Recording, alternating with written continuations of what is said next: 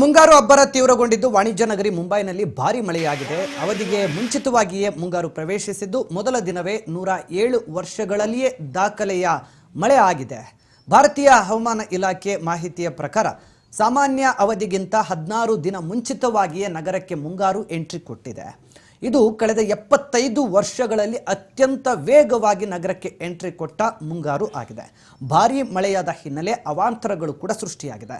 ಮುಂಬೈನ ಕೆಇಎಂ ಆಸ್ಪತ್ರೆಗೆ ನೀರು ನುಗ್ಗಿ ರಸ್ತೆಗಳೆಲ್ಲ ಜಲಾವೃತಗೊಂಡು ಜನರು ಸಂಕಷ್ಟಕ್ಕೀಡಾಗಿದ್ದಾರೆ. ಇನ್ನು ನೂತನ ಆಚಾರ್ಯ ಅತ್ರೆ ಚೌಕ್ ಅಂಡರ್ ಗ್ರೌಂಡ್ ಕೂಡ ಕಂಪ್ಲೀಟ್ ಆಗಿ ನೀರಿನಲ್ಲಿ ಮುಳುಗಡೆ ಆಗಿದೆ. ಅಲ್ಲಿ ಮೆಟ್ರೋ ನಿಲ್ದಾಣ ಕೂಡ ಇದೆ, ಅಲ್ಲೂ ಕೂಡ ಸಾಕಷ್ಟು ಸಮಸ್ಯೆ ಆಗಿದೆ. ಇನ್ನು ಮೇ 10ರಿಂದ ಕಾರ್ಯನಿರ್ವಹಿಸುತ್ತಿರುವಂಥ ಆಚಾರ್ಯ ಅತ್ರೆ ಚೌಕ್ ಅಂಡರ್ಗ್ರೌಂಡ್ ಮೆಟ್ರೋ ನಿಲ್ದಾಣದ ಅಕ್ವಲೈನ್ ಮಳೆ ನೀರಿನಿಂದಾಗಿ ತುಂಬಿದ್ದು ಸದ್ಯ ಎಸ್ಕಲೇಟರ್ ಸ್ಟೆಪ್ ಮೂಲಕ ಮೆಟ್ರೋ ನಿಲ್ದಾಣದೊಳಗೆ ನೀರು ಹರಿದು ಬಂದಿದೆ. ಸ್ಥಳೀಯ ರೈಲು ಸಂಚಾರಗಳಲ್ಲೂ ಕೂಡ ಈ ವಿಚಾರಕ್ಕೆ ಸಂಬಂಧಪಟ್ಟಂತೆ ಹಿಂಗೆಲ್ಲ ಆಗಿರೋದ್ರಿಂದ ಸಮಯ ವ್ಯತ್ಯಯ ಕೂಡ ಕಂಡು ಬಂದಿದೆ.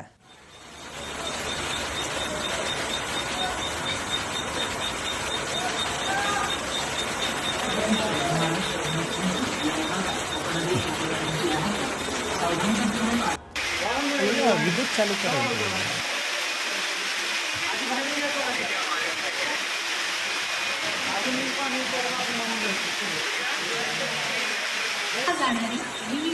ಎಸ್, ಕಳೆದ ಒಂದು ವಾರದ ಹಿಂದೆ ವಿಜಯ್ ನಾವು ಬೆಂಗಳೂರಿನ ಸ್ಥಿತಿಗತಿಗಳ ಬಗ್ಗೆ ಮಾತನಾಡ್ತಾ ಇದ್ವಿ. ರಾಜ್ಯ ರಾಜಧಾನಿ ಮಹಾರಾಷ್ಟ್ರ ರಾಜಧಾನಿ ಬಗ್ಗೆ ಮಹಾರಾಷ್ಟ್ರ ರಾಜಧಾನಿ ಈ ಪರಿಸ್ಥಿತಿಗಳು ಹೇಗಾಗ್ಬಿಟ್ಟಿದೆ ಅಂತ ಹೇಳಿದ್ರೆ ಐಟಿ ಸಿಕ್ಕಾಪಟ್ಟೆ ಕಂಪನಿಗಳಿವೆ, ಅನೇಕ ಜನ ವಾಣಿಜ್ಯ ನಗರಿ ಅಂತ ಕರಿತೀವಿ, ದೇಶ ವಿದೇಶಗಳಿಂದ ಬರ್ತಾರೆ. ಇವತ್ತು ಪರಿಸ್ಥಿತಿ ಮುಂಬೈನಲ್ಲಿ ಹೇಗಾಗ್ಬಿಟ್ಟಿದೆ. ಕಳೆದ ಬಾರಿಯೂ ಕೂಡ ಮುಂಬೈ ಆಗಿರ್ಬೋದು, ಸೊಲ್ಲಾಪುರ, ಕೊಲ್ಲಾಪುರ, ಪುಣೆ, ಅಂದ್ರೆ ಮಹಾರಾಷ್ಟ್ರದ ಯಾವ್ಯಾವ ಪ್ರಮುಖ ನಗರಗಳು ಅಂತ ನಾವೇನು ಕರಿತಿದ್ವಿ ಎಲ್ಲ ಮಳೆಯಿಂದಲೂ ಕೂಡ ಮುಳುಗಿ ಹೋಗ್ಬಿಟ್ಟಿದ್ದು. ಇವತ್ತು ಅಂಥದ್ದೇ ಪರಿಸ್ಥಿತಿ. ಎಸ್ಕಲೇಟರ್ ಸಂಪೂರ್ಣವಾಗಿ ನೀರಿನಿಂದ ತುಂಬಿಕೊಂಡಿದೆ. ಮೆಟ್ರೋ ಸ್ಟೇಷನ್ನ ಒಳಗಡೆ ನೀರು ಬರುತ್ತೆ ಅಂತ ಹೇಳಿದ್ರೆ ಯಾವ ಪರಿಪ್ರಮಾಣದಲ್ಲಿ ಮಹಾರಾಷ್ಟ್ರದಲ್ಲಿ ಮಳೆ ಆಗ್ತಾ ಇದೆ ಅನ್ನೋದನ್ನು ಗಮನಿಸಬೇಕು. ಒಂದ್ಸಗೆ ನಾನು ಅವಾಗಲೇ ಹೇಳ್ತಾ ಇದ್ದೆ ವಿಜಯ್, ಮಹಾರಾಷ್ಟ್ರದಲ್ಲಿ ಮಳೆ ಆಗ್ತಾ ಇದೆ, ಸಮಸ್ಯೆಗಳಾಗ್ತಿದೆ, ಅಲ್ಲಿಯ ಸರ್ಕಾರ ಅವ್ರಿಗೊಂದೇನೋ ವ್ಯವಸ್ಥೆ ಮಾಡ್ತಾರೆ, ಸಮಸ್ಯೆಗಳನ್ನು ಬಗೆಹರಿಸಬಹುದು. ಬಟ್ ಮಹಾರಾಷ್ಟ್ರದಲ್ಲಿ ಮಳೆ ಆದ್ರೆ ಕರ್ನಾಟಕದವರು ಆತಂಕ ಪಡಬೇಕು. ಇದೇ ಸಮಸ್ಯೆ ಇರೋದು. ನಮ್ಮಲ್ಲಿ ಬರಗಾಲ ಇದ್ರೂ ಕೂಡ ಈಗ ನೋಡಿ, ಬಿಜಾಪುರ, ಬಾಗಲಕೋಟೆ, ಮುದ್ದೆಬಿಹಾಳ, ನಿಡಗುಂದಿ, ಆಲಮಟ್ಟಿ ಈ ಎಲ್ಲಾ ಭಾಗಗಳಲ್ಲೂ ಕೂಡ ಇಲ್ಲಿ ಬರಗಾಲ ಇದೆ ಅಂತ ಅಂದುಕೊಂಡ್ರು ಕೂಡ ಮಹಾರಾಷ್ಟ್ರದಲ್ಲಿ ಮಳೆ ಆದ್ರೆ ಕೃಷ್ಣಾ ನದಿಗೆ ನೀರು ಬರುತ್ತೆ, ಆಲಮಟ್ಟಿಗೆ ನೀರು ಬರುತ್ತೆ. 2000 ನನಗೆ ನೆನಪಿದೆ, 2005, 2009 ಮತ್ತು 2019 3 ಬಾರಿ ಕೃಷ್ಣಾ ನದಿಯ ತಟದ ಗ್ರಾಮಗಳೆಲ್ಲ ಸಂಪೂರ್ಣವಾಗಿ ಮುಳುಗಡೆ ಆಗಿದೆ. ಕೋಟ್ಯಾಂತರ ರೂಪಾಯಿ ಬೆಳೆ ನಾಶ ಆಗಿದೆ. 100 ಎಕರೆ ಜಮೀನು ನೀರಿನಲ್ಲಿ ಮುಳುಗಿದ್ದು, ಜಾನುವಾರುಗಳು ಸತ್ತಿರುವಂತಹ ಉದಾಹರಣೆಗಳಿವೆ. ಎಲ್ಲವೂ ಕೂಡ ನಮ್ಮ ಕಣ್ಣು ಮುಂದೆ ಇದ್ದಾಗಲೂ ಕೂಡ ನಾವು ನೋಡಿ, ಇತ್ತೀಚೆಗೆ ಸಿದ್ದರಾಮಯ್ಯನವರು ಮಹಾರಾಷ್ಟ್ರದ ಮುಖ್ಯಮಂತ್ರಿ ಒಂದು ಪತ್ರ ಬರ್ತಿದ್ರು. ಏನಂತ? ಕೃಷ್ಣೆ ಒಣಗಿ ಹೋಗ್ತಾ ಇದೆ, ಕುಡಿಯೋದಕ್ಕೆ ನೀರಿಲ್ಲ, ನೀರ್ ಬಿಡಿ ಅಂತ. ಈ ವಿಪರ್ಯಾಸ ಏನಾಗುತ್ತೆ ಗೊತ್ತಾ? ನೀರ್ ಬಿಡ್ಬೇಡಿ ಅಂತ ನಾವು ಮನವಿ ಮಾಡ್ಕೊಳ್ಬೇಕಾದಂತ ಪರಿಸ್ಥಿತಿ.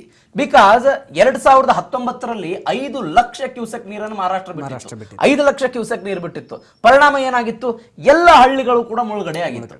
ಇವತ್ತು ನಾವು ಅವಾಗಲೇ ಕರಾವಳಿ ಬಗ್ಗೆ ಮಾತನಾಡ್ತಾ ಇದ್ವಿ. ಒನ್ಸ್ ಅಗೇನ್ ಅಂದ್ರೆ ಕೃಷ್ಣಾ ನದಿಯ ತಟದ ಬಗ್ಗೆಯೂ ಕೂಡ ನಾವು ಮಾತನಾಡಬೇಕಾದಂತ ಅನಿವಾರ್ಯತೆ ಇದೆ. ಬಿಕಾಸ್ ಪ್ರತಿ ಬಾರಿ ಗಂಜಿ ಕೇಂದ್ರಗಳನ್ನು ತೆರಿತೀರಿ, ಬಟ್ ಅದು ಯಾವ ಮೂಮೆಂಟ್ ಅಲ್ಲಿ ಗಂಜಿ ಕೇಂದ್ರಗಳನ್ನು ತೆಗಿತಾರೆ ಅನ್ನೋದು ಸಾಯ್ತಿರ್ತಾರೆ. ಆ ಸಂದರ್ಭದಲ್ಲಿ ಗಂಜಿ ಕೇಂದ್ರಗಳು ಓಪನ್ ಆಗುತ್ತೆ, ಎಲ್ಲ ಹಳ್ಳಿಗಳು ಮುಳುಗಡೆ ಆಗುತ್ತೆ. ಅಲ್ಲಿಯ ಜನ ನಮಗೊಂದು ಶಾಶ್ವತ ಪರಿಹಾರ ಕೊಡಿ ಅಂತ ಕೇಳ್ತಿದ್ದಾರೆ. ಆ ಪರಿಹಾರದ ನೆಪದಲ್ಲಿ ನೀವೇನ್ ಹೇಳ್ತಾ ಇದ್ರೆ 2019ರಲ್ಲಿ ಎಷ್ಟು ಮನೆಗಳು ಕೊಚ್ಕೊಂಡು ಹೋಗಿತ್ತಲ್ಲ, ಅಷ್ಟು ಮನೆಗಳಿಗೆ ಇಂತಿಷ್ಟು ಲೆಕ್ಕದಲ್ಲಿ, ಅಂದ್ರೆ ಸಂಪೂರ್ಣ ಮನೆ ಎಸ್ಟಿಮೇಟ್ ಮಾಡಿದ್ರು. ಸಂಪೂರ್ಣ ಮನೆ ನಾಶ ಆದ್ರೆ 5 ಲಕ್ಷ ರೂಪಾಯಿ, ಸ್ವಲ್ಪ ಏನಾದ್ರೂ ಮನೆ ಡ್ಯಾಮೇಜ್ ಆಗಿದೆ 3 ಲಕ್ಷ ರೂಪಾಯಿ ಕೊಡೋದು, ಸ್ವಲ್ಪ ಅದಕ್ಕಿಂತ ಕಡಿಮೆ ಆಗಿದ್ರೆ 1 ಲಕ್ಷನೋ 50,000 ರೂಪಾಯಿ ಕೊಡಬೇಕು ಅಂತ ಯಡಿಯೂರಪ್ಪನವರ ಸರ್ಕಾರ ಮಾಡಿತ್ತು. ಯಾರಿಗ್ ಮನೆ ಸಿಕ್ತು? ವಿಪರ್ಯಾಸ ಏನಾಯ್ತು ಗೊತ್ತಾ? ಯಡಿಯೂರಪ್ಪನವರು ಹೋದ ನಂತರ ಬಸವರಾಜ ಬೊಮ್ಮಾಯಿ ಅವರಿಗೆ ಹಲವಾರು ಬೇಡಿಕೆ ಬಂತು ಈ ವಿಚಾರದಲ್ಲಿ. ಒಂದು ನಯಾ ಪೈಸೆ ಯಡಿಯೂರಪ್ಪನವರು ಘೋಷಣೆ ಮಾಡಿದರಲ್ಲಿ ಒಂದು ನಯಾ ಪೈಸೆ ಕೂಡ ನಮಗೆ ಬಂದಿಲ್ಲ.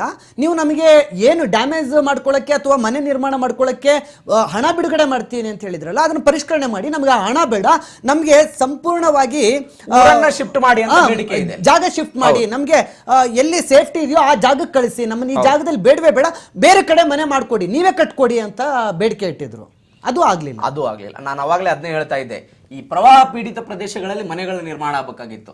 ವಿಪರ್ಯಾಸ ಅಂದ್ರೆ ಪ್ರವಾಹ ಪೀಡಿತವಲ್ಲದ ಪ್ರದೇಶಗಳಲ್ಲಿ 5 ಲಕ್ಷ ರೂಪಾಯಿ ಮನೆ ಶಾಂಕ್ಷನ್ ಆದವು. ಯಾರಿಗೆ ಆ ಫಲಾನುಭವಿಗಳು ಇದ್ರಲ್ಲ ಅವ್ರಿಗೆ ಮನೆ ಸಿಗ್ಲಿಲ್ಲ. ನಾನು ಯಾಕೆ ಈ ವಿಚಾರ ಹೇಳ್ತಾ ಇದ್ದೀನಿ ಅಂದ್ರೆ, ಸರ್ಕಾರಗಳು ನಾಳೆ ಮಹಾರಾಷ್ಟ್ರದಿಂದ ವಿಪರೀತವಾದಂತಹ ನೀರು ಬಂದಾಗ, ಕೃಷ್ಣೆಗೆ ನೀರು ಬಂದಾಗ, ತುಂಗಭದ್ರಾ ಜಲಾಶಯ ನಾಳೆ ತುಂಬಿಕೊಂಡು ಏನೋ ಅವಾಂತರಗಳಾದಾಗ, ಇತ್ತ ಕೊಡಗಿನಲ್ಲಿ ಗುಡ್ಡ ಕುಸಿತ ಪ್ರಕರಣಗಳಾಗಿ ಅಲ್ಲಿ ಏನಾದರೂ ಸಿಕ್ಕಾಪಟ್ಟೆ ಪ್ರವಾಹ ಪೀಡಿತ ಪ್ರದೇಶಗಳು ಸೃಷ್ಟಿಯಾದಾಗ ಅವು ಗಡ್ಡಕ್ಕೆ ಬೆಂಕಿ ಹತ್ತದಾಗ ಬಾವಿ ತೋಡೋದಲ್ಲ, ಯುದ್ಧ ಬಂದಾಗ ಶಸ್ತ್ರಾಭ್ಯಾಸ ಮಾಡೋದಲ್ಲ. ಅದಕ್ಕಿಂತ ಮೊದಲು ಸರ್ಕಾರದವ್ರು ಏನ್ ಮಾಡ್ತಿರ್ತೀರಿ? ಅದಕ್ಕೊಬ್ಬರು ಸಚಿವರು ಇರ್ತಾರೆ, ಸ್ಥಳೀಯ ಲೋಕಲ್ MLA ಇರ್ತಾರೆ, ತಹಶೀಲ್ದಾರ್ಗಳಿರ್ತಾರೆ, ಜಿಲ್ಲಾಧಿಕಾರಿಗಳಿರ್ತಾರೆ, ವಿಪತ್ತು ನಿರ್ವಹಣಾ ತಂಡಗಳಿರ್ತವೆ, ವಿಪತ್ತು ನಿಧಿ ಇರುತ್ತೆ. ಈ ಎಲ್ಲ ಸಂದರ್ಭದಲ್ಲೂ ಕೂಡ ಏನ್ ಮಾಡ್ತಾ ಇರ್ತೀರಿ ಅನ್ನೋ ಪ್ರಶ್ನೆ. ಏನ್ ಮಾಡ್ತಾ ಇರ್ತೀರಿ ಹಾಗಾದ್ರೆ? ಹೇಳಿದ್ರಲ್ಲ, ಗಡ್ಡಕ್ಕೆ ಬೆಂಕಿ ಬಿದ್ದಾಗ ಬಾವಿ ತೋಡ್ತಾರೆ. ಅವಾಗ ಏನೋ ದೊಡ್ಡದಾಗಿ ಬಂದು ಪೋಸ್ ಕೊಡ್ತಾರೆ. ನಾವು ಪ್ರವಾಹ ಸ್ಥಳಕ್ಕೆ ಭೇಟಿ ಕೊಟ್ಟಿದ್ದೀವಿ, ಪ್ರವಾಹ ಸ್ಥಳದಲ್ಲಿ ಇದ್ದೀವಿ, ಗಂಜಿ ಕೇಂದ್ರಗಳನ್ನ ತೆಗಿತಾ ಇದ್ದೀವಿ, ಗಂಜಿ ಕೇಂದ್ರಗಳಲ್ಲಿ ಇಷ್ಟು ಜನಕ್ಕೆ ನಾವು ಅನ್ನ ನೀರು ಕೊಡ್ತಾ ಇದ್ದೀವಿ, ಅವ್ರಿಗೆ ಇಷ್ಟು ಲಕ್ಷದಲ್ಲಿ ಮನೆ ನಿರ್ಮಾಣ ಮಾಡಿಕೊಡ್ತೀವಿ, ಈ ಪುಂಖಾನುಪುಂಖ ಭಾಷಣಗಳನ್ನ ಮಾಡಿ ಆ ಟೈಮಿಗೆ ಆ ಕ್ಷಣಕ್ಕೆ ಏನೋ ಒಂದು ಸಣ್ಣ ಹೈ ಡ್ರಾಮಾ ಮಾಡ್ಕೊಂಡು ಹೋಗ್ತಿರ್ತಾರೆ. ನನ್ಗೆ ಬಹಳ ಸ್ಪಷ್ಟ ನೆನಪಿದೆ, 2019ರಲ್ಲಿ ಪ್ರವಾಹ ಆಗಿತ್ತು. ಒಬ್ಬ ಚಿಕ್ಕ ಹುಡುಗಿಯ ಪುಸ್ತಕಗಳೆಲ್ಲ ನೆನೆದು ಚಪ್ಪಟಿಯಾಗಿ ಹೋಗ್ಬಿಟ್ಟಿತ್ತು. ಅವಳು ಮಾಧ್ಯಮದ ಮುಂದೆ ಬಂದು ಹೇಳ್ತಾ ಇದ್ದೆ, ಸರ್ ನಾವು ರಾತ್ರಿ ಮಲಗಿದ್ವಿ ಸರ್, ಎಲ್ಲ ಪುಸ್ತಕಗಳು ನೀರಿನಲ್ಲಿ ತೇಲ್ ಹೋಗ್ತಾ ಇದ್ವಿ ಸರ್, ನಮ್ಮನ್ನು ಕಾಪಾಡೋರು ಯಾರಿಲ್ಲ ಅಂತ ಆ ಚಿಕ್ಕ ಮಗು ಹೇಳ್ತಾ ಇರುವಂತ ದೃಶ್ಯ ಸಿಕ್ಕಾಪಟ್ಟೆ ವೈರಲ್ ಆಗಿತ್ತು. ಮತ್ತೊಮ್ಮೆ ಅಂತ ಘಟನೆಗಳಿಗೆ ನಾವು ಸಾಕ್ಷಿ ಆಗೋದು ಬೇಡ, ಒಂದು ಕ್ರಮ ಕೈಗೊಳ್ಳಿ.